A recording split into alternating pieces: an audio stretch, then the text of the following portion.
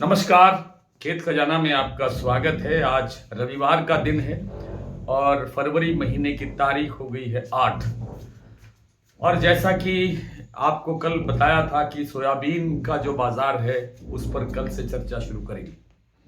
तो आज सोयाबीन पर बात करते हुए ये कहना चाहिए कि जब से भारत और अमेरिका के बीच व्यापार समझौता हुआ है, ट्रेड डील हुई है, उसके बाद में सोयाबीन में और सोया तेल में, सोया मील में, सब में गिरावट बढ़ रही है। उसका कारण ये है कि भारत ने अमेरिकी सोया तेल को आयात शुल्क के बिना, यानी पूरी तरह फ्री टैक्स करके उसका आयात बढ़ाने के लिए सहमति जताई है इस ट्रेड डील के अंदर। और उस सहमति जताने से जो सोयाबीन की जो जो डिमांड है वो समाप्त हो गई है और उस कारण से सोयाबीन के बाजार में कल लगभग 150 से 200 रुपए प्रति क्विंटल तक की गिरावट आई।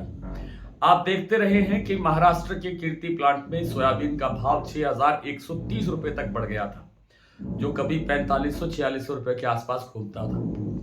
और 6,130 के बढ़ने के बाद में कल जो क्लोजिंग आई वो आई 5880 रुपए पर, यानी लगभग 150 रुपए की गिरावट।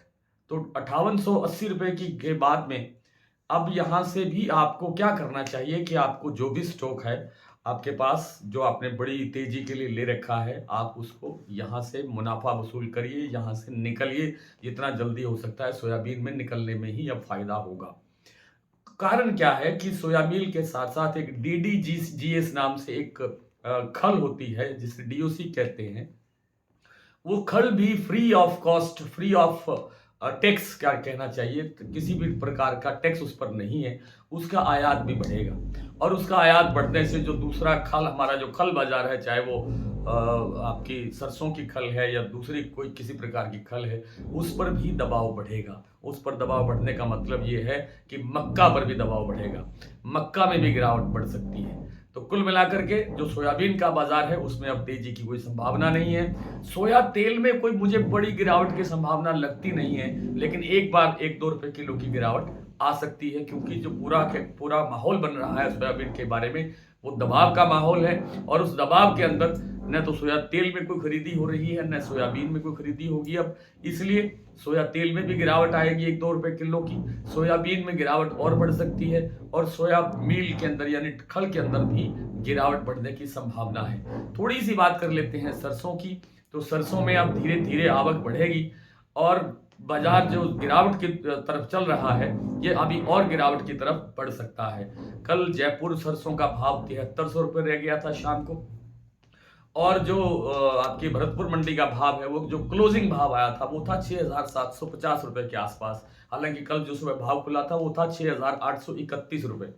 तो कुल मिलाकर के जो उसका इम्पैक्ट है, सोया तेल का जो इम्पैक्ट है वो सरसों तेल पर दिखाई दे रहा है, क्योंकि बाहर से जब विदेशी तेल सस्ता आएगा तो घरेलू तेल की ऊंची कीमतें कौन देगा। तो इस कारण से सोया तेल का जो दबाव है वो सरसों तेल पर बढ़ेगा। वैसे भी सरसों की नई फसल आ रही है, वैसे डिमांड पहले से ही कम थी सोया तेल सरसों तेल में, और अब और डिमांड पर दबाव बढ़ेगा, जिससे सरसों की डिमांड कम होगी, आवक बढ़ेगी, इससे सरसों में गिरावट बढ़ने की संभावना बन रही है।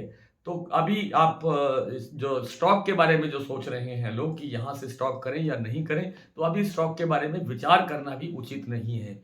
स्टॉक के बारे में विचार कब करना चाहिए, इसकी जानकारी आपको हर संभव प्रयास करूंगा, जितना मुझे ज्ञान है, जितना मेरा अध्ययन है, उस अध्ययन के नाते से आपको अवगत कराया जाएगा कम से कम होली से कुछ दिन पहले। और आपको बताया जाएगा कि कहां से स्टॉक करना चाहिए, कहां से स्टॉक नहीं करना चाहिए। फिलहाल तो स्टॉक करने की कोई विचार करना भी उचित नहीं है। इस सप्ताह का जो अंत होगा, यानी कल से जो सप्ताह शुरू हो रहा है, इस सप्ताह के अंत में जयपुर का भाव 200 रुपए के आसपास और टूट सकता है। इसी तरह से दूसरी मंडियों में, इसी अनुपात के अंदर दूसरी मंडियों के अंदर भी गिरावट बढ़ने की संभावना बन रही है।